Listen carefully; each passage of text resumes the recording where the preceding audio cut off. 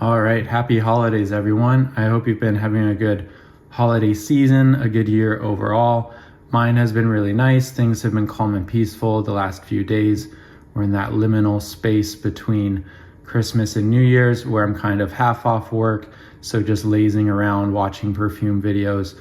So I thought I'd make my own kind of year roundup of things I've purchased, where my tastes have been going. Are there any things that I've kind of been off on lately? So I'm kind of improvising here, but I might make categories as I go, as I kind of survey the pile here. The first thing is seeing everything out. Didn't buy as much as I thought. It could be worse.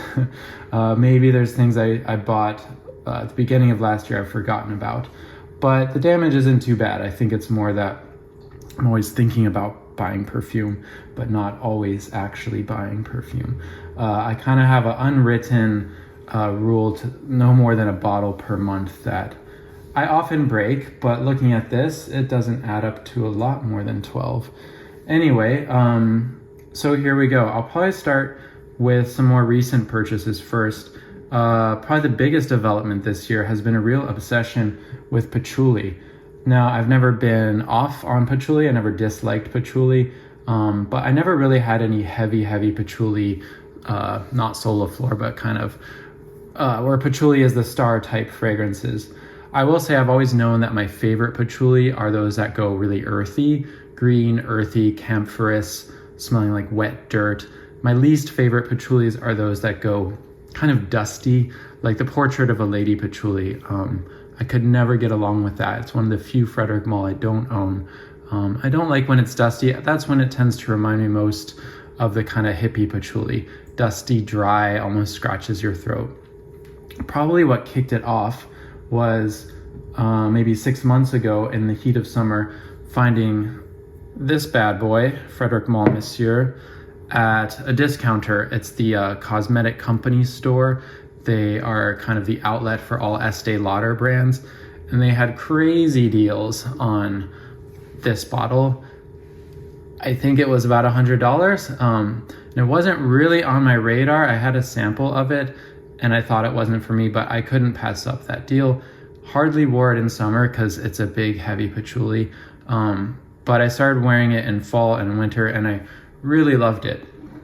I think it can go a little scratchy, a little smoky, a little harsh, but I think if you dose it right, 1 or 2 sprays for me, it's actually really nice. I like it a lot. Big, huge, smoky patchouli. It's an interesting contrast between refinement and sort of brutality, in that it doesn't have that kind of hippie, dusty, dry patchouli connotation at all. It feels like the patchouli itself is quite refined, but then it's surrounded by these kind of smoky, there's definitely some amber woods, but I think it's all balanced very nicely so that nothing kind of cloys or gets out of control. And yeah, as long as you don't spray too much, I found that it really wasn't too heavy, especially in cold weather. So that kicked it off. My patchouli obsession was further deepened by this very interesting brand and fragrance. All of their A's, well, I think all of their vowels maybe, I think it's just the letter A, have a circle over it. So this is Patch with a circle over it. Founded by Simon Constantine, who was, maybe still is, the director of fragrance for Lush. He's also the son, I believe, of the founder, CEO of Lush Perfumes. He's a really interesting guy. I really appreciate his ethics. Being kind of born with a golden spoon in his mouth, he could be just typical spoiled rich boy, but he seems really passionate about ethical sourcing, doing things right, making a positive impact. And all of that is great, but pointless if the product itself leaves something to be desired. But I feel like he's actually really delivering on a gorgeous product, an interesting product, something unlike anything else I've smelled, while also maintaining a really high standard of ethics. And I really appreciate that. I'd wanted to try this brand since it launched. I think I watched about it on Persolaise first, but they didn't ship to the US for a long time. Recently, Indigo Perfumery started carrying it, and I ordered a few samples. I think just 2. I ordered Patch and Sand, their sandalwood fragrance. Sand is really interesting. banana sandalwood fragrance. And if that sounds weird to you, it is, but somehow it works. I think the creaminess of sandalwood matches a bit with the creaminess of banana. I'm on the fence about buying it, but I really enjoyed wearing it. It's a fun ride, it's a fun smell, but maybe not something I want to smell like. Anyway, back to Patch. This is the most earthy green camphorous patchouli I've ever smelled. If you read their copy, it says for people who don't like patchouli, they should try this. This will be the patchouli to change your mind. I think it is still definitely recognizably patchouli, but it really evokes like a wet forest right after the rain and like a cool fall day, sort of the rotting wet leaves, but everything feels very cool and cold and camphorous.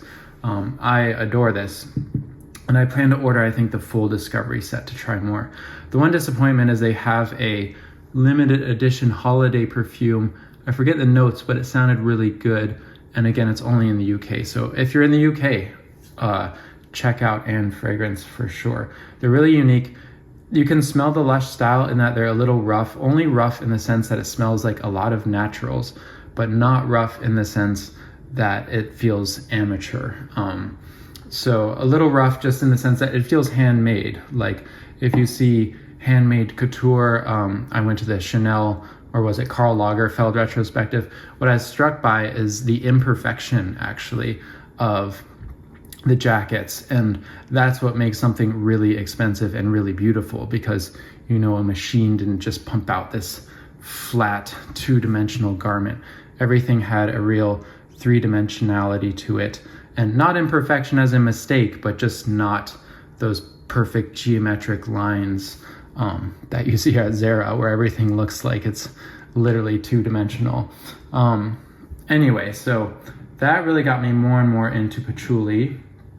Another purchase around the same time was Austin's Patchouli Heart. I ordered their Discovery set. Really enjoyed it. I've been kind of circling around the brand for a while. I had a sample of Rose since they launched, and then a sample of Cashmere and Velvet since they launched, which turned out to be my two least favorites. So I'm glad I didn't give up on the brand, as trying the Discovery set unveiled new charms. Big, massive pro tip if you're in the US. I have Selfridges year-long free shipping, which costs about $50. And Selfridges started carrying Austin's, and they are mad cheap for us United States of Americans, because the exchange rate is in our favor. We don't pay European taxes. I forget the number, but while we're on the topic, bam, another Austin's, their Jasmine. I think if you buy this in the US from the Austin's website, it's something like $350. It comes with the perfume oil, the little sample of Jasmine Absolute, and whereas the Selfridges ones do not. This was $150 and this was $100. An absolute steal for the quality of these fragrances. I think in the UK you get the same deal because the box had the price in pounds and it was 95 pounds. But I don't think you pay that crazy markup that we do if you buy from the Austin's website in the US. So if you're into this brand, buy it from Selfridges, save a ton of money. At those prices, that's one of the best deals in niche fragrance, I've got to say. While we're on the topic of Austin's, Cedarwood Heart completes the trio of my three favorites. I guess I'll briefly talk about these. Patchouli Heart, I don't get anything that reminds me of patchouli, but of course I believe it's in there. To me, the base is all about labdanum, and you get a heap of herbs at the beginning. I didn't take any notes in front of me, so I'm going off memory, but something like thyme, I don't think it's thyme though, but there's like savory herbs at the beginning that dry off. There's a smokiness to it, and then just a long lasting resinous labdanum.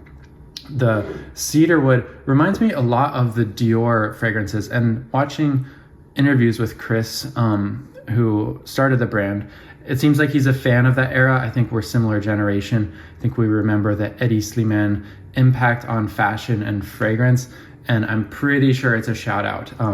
Also reminds me a little bit of some of the modern Celine's, the mix of iris, galbanum, cedarwood, but done better. I would take this over Celine, Black Tie, Reptile, Night Clubbing. It smells of the same genre, although it's not like a dupe of any of them. Just really elegant, really beautiful, soft wearing but long lasting fragrance. And then the jasmine is just a heap of fun. It's very white floral. I think there's quite a bit of tiara in there, not indolic, not skanky, more kind of beachy jasmine with a really pleasant white musk. If you don't like white musk dry downs, you might not like this. I do like them when they're done right, and they're definitely done right here. Now that we've transitioned just a little bit to summer, Chanel Paris Biarritz was an essential this summer. I had Deauville for quite some time, maybe a quarter of that bottle's used up. I got Biarritz this year, an amazing, just uplifting spray with a really comforting, beautiful white musk that actually lasts quite a long time. I remember wearing it at night more than once and waking up just smelling this lovely diaphanous white musk cloud. So that base does last, but it's very soft. Could also be used as a base layer if you want to spray something on top of it later. Back to the dark land of patchouli, something I've wanted to get just for its iconic status for ages.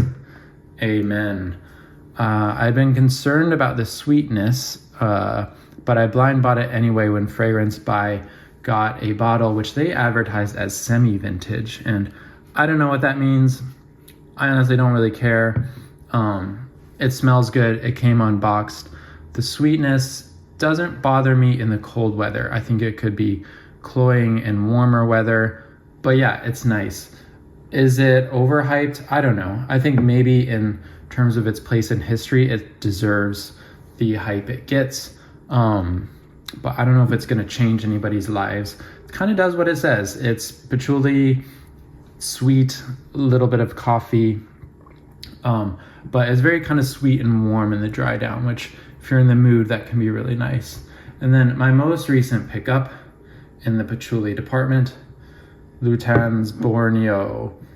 This one I waffled again because it's a blind buy. I don't like to blind buy, but trying Lutan's, just getting a little decant will cost you $20. And I always think to myself, I could just put that $20 towards the bottle rather than spend $20 and then buy the bottle. So I went for it and I was not disappointed. I think a lot of Lutans, the more you try, the more you realize they just kind of do exactly what they say they're going to do. It's galbanum, which adds a nice green camphorous quality. It's patchouli, and it's kind of a bitter cacao. I definitely smell the kind of chocolate cacao in the dry down. That seems to be the longest lasting note and outlives the patchouli and the galbanum.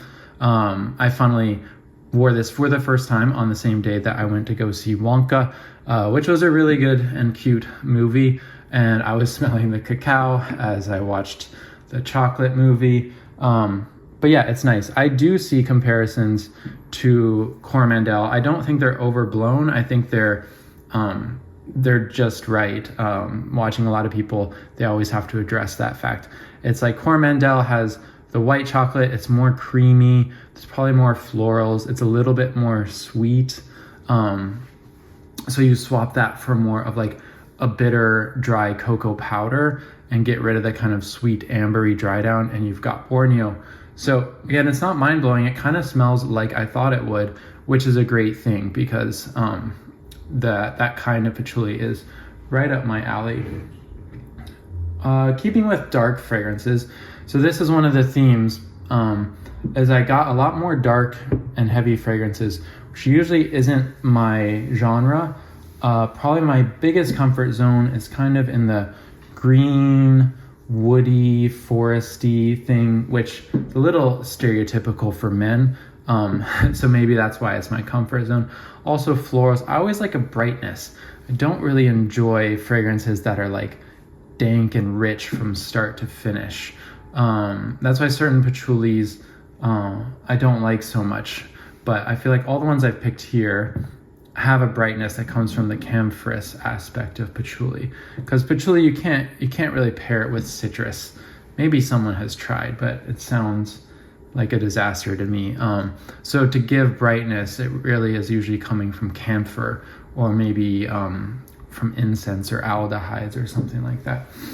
So anyway, in the dark vein, I was just craving some kind of leather, and this one had really good reviews and comes pretty cheap at discounters. I actually scoured the city and Ferragamo boutiques trying to try this ahead of time, and nobody had. This line was nowhere to be found in stores. So it's probably gotten the axe. To me, this is actually all about sandalwood in the dry down, and a really nice, lovely sandalwood. Smells like a big block of wood. There's a little bit of fruits that adds some brightness.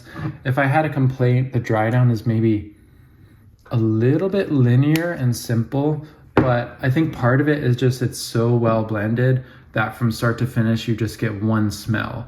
But that smell isn't any one thing. It's an amalgamation of kind of a really nice refined suede leather and kind of a woody sandalwood with just the slightest hint. I don't get a lot of the dried fruits, but I get a little bit of that up top. But really lovely, warm, wintry, kind of everyday wear, I think, for me.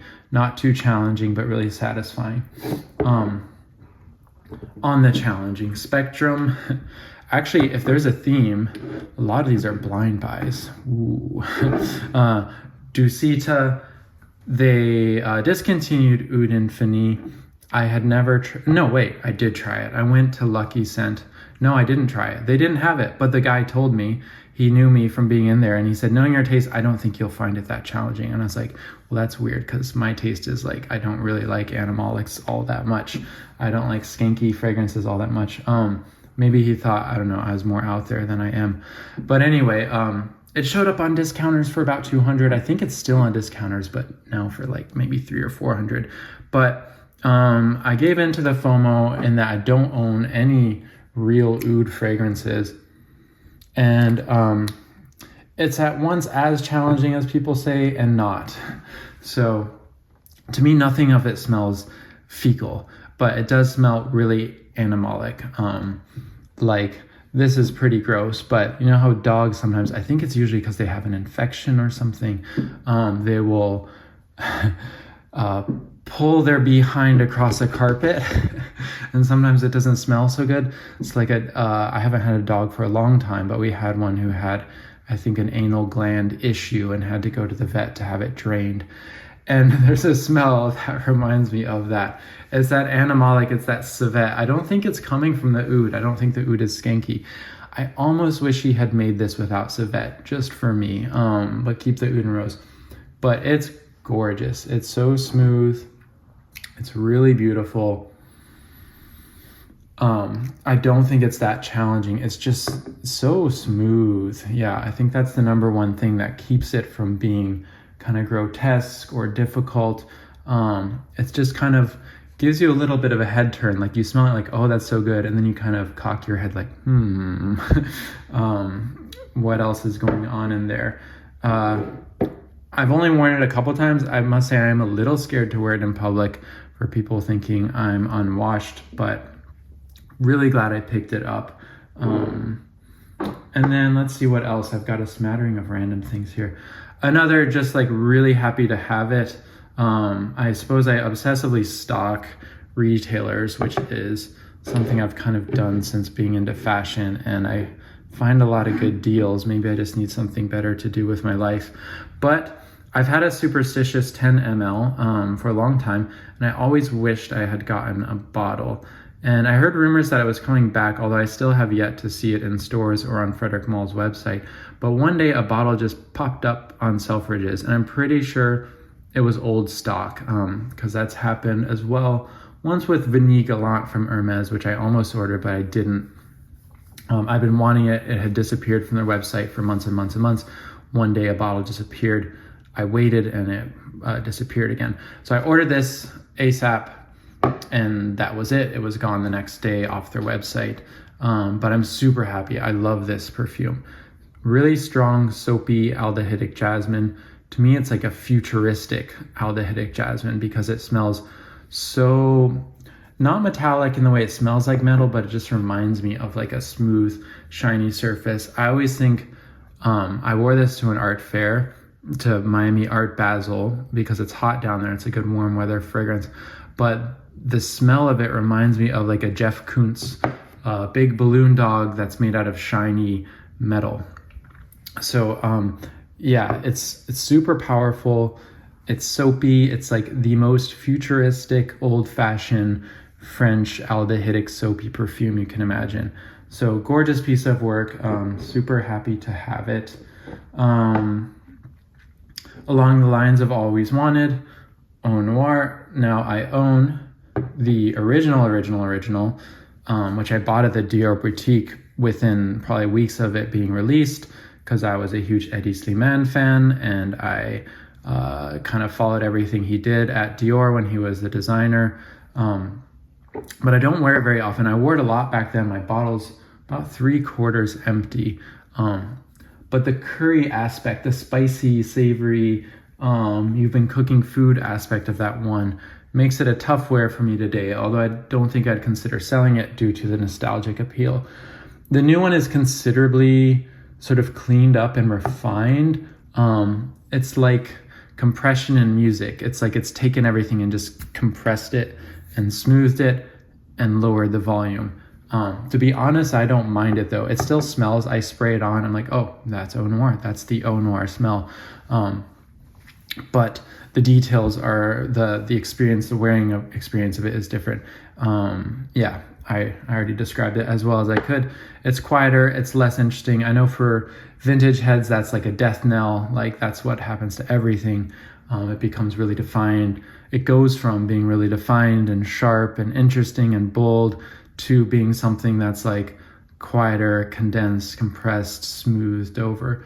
But for me, I find this easier and more enjoyable to wear. But I didn't need a big bottle, so I grabbed a small one while they still have the small ones. Let's see what else. I suppose we'll go on to semi-disappointments. I wouldn't even call it a disappointment, but Serge Lutens, Fils de Joie.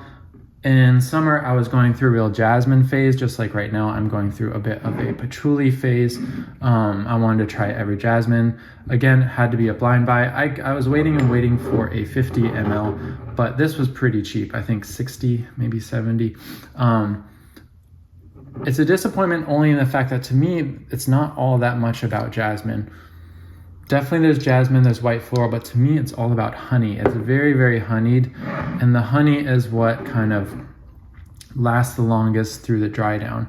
Probably the biggest insult I could give it is a friend who has the Kim Kardashian fragrance, which just smells like some light honey nothing, smelled it on me and thought I had sprayed the Kim Kardashian fragrance, and it's like, how dare you? It smells different than that, but what he was picking up on was the honey. It's just honey florals. I just wish it had a bigger, bolder, more indolic jasmine, but I do enjoy wearing it. I like it. I'll keep wearing it, see if it grows on me more.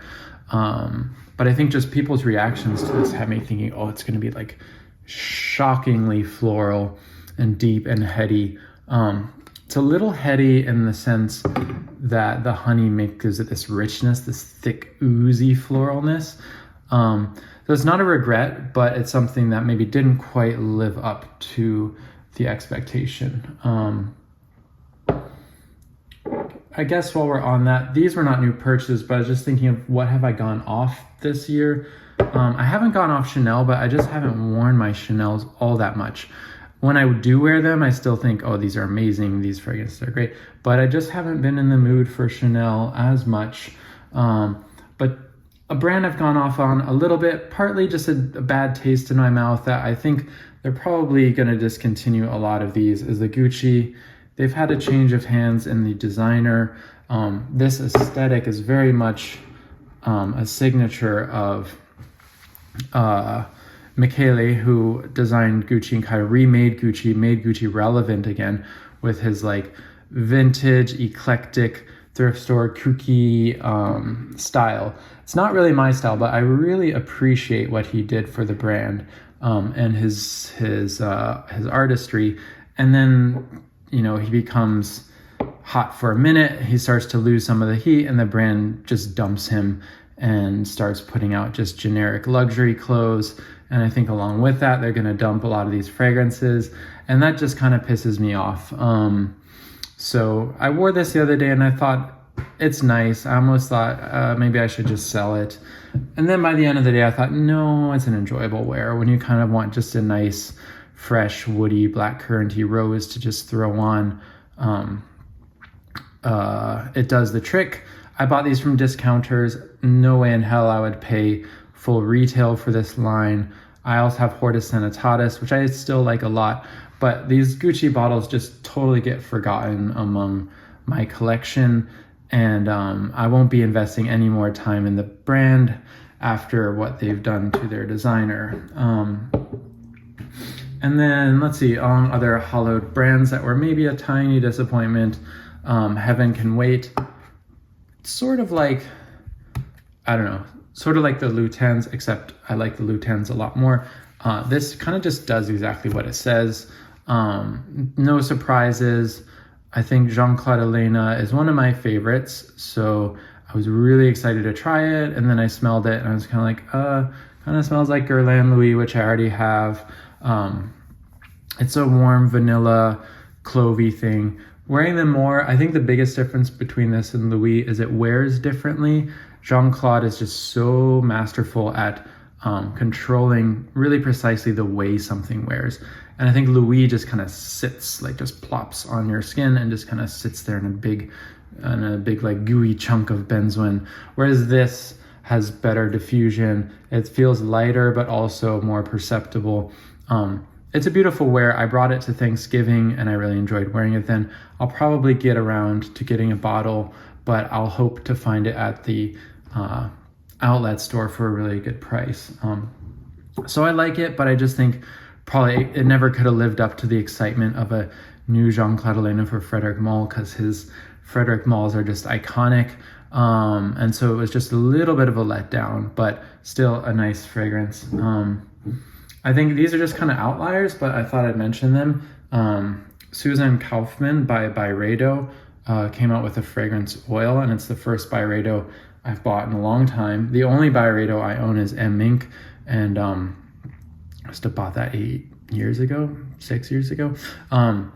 But I use Susan Kaufman's skincare already. It's overpriced, but I find it lasts a really long time. Like, it's really concentrated. I buy one face wash per year. Anyway, her whole shtick is alpine German baths to heal your body. I don't really believe all that, especially when it comes to skincare. Most of it, you're paying for the scent and the packaging. But some of it's actually bad for your skin, and I find that her formulations are, they're effective. They don't do too much. They don't perform any miracles, but they also, don't break me out or cause any irritation. They smell nice, they feel luxurious, and they last me a long time. But anyway, this has a beautiful smoky ashy galbanum, which reminds me a little bit of Chanel 19 Parfum. Nothing like Chanel 19 Eau de Parfum, but their Parfum has this beautiful floral woodsy galbanum in the beginning. And so, yeah, that's what I like about this. It almost has an ashy aspect, a green aspect. It has that kind of foresty, alpine nature. I also bought it because they had a discount, a Black Friday promotion. My biggest complaint, it's a roll-on perfume oil, is it's not that strong. It's not that concentrated. It doesn't really wear or diffuse like a perfume. I think the idea is more, it's just like a pick-me-up for your mental health. And it does the job for that, but I really love this smell. Now you're gonna think I'm crazy, but again, promotions.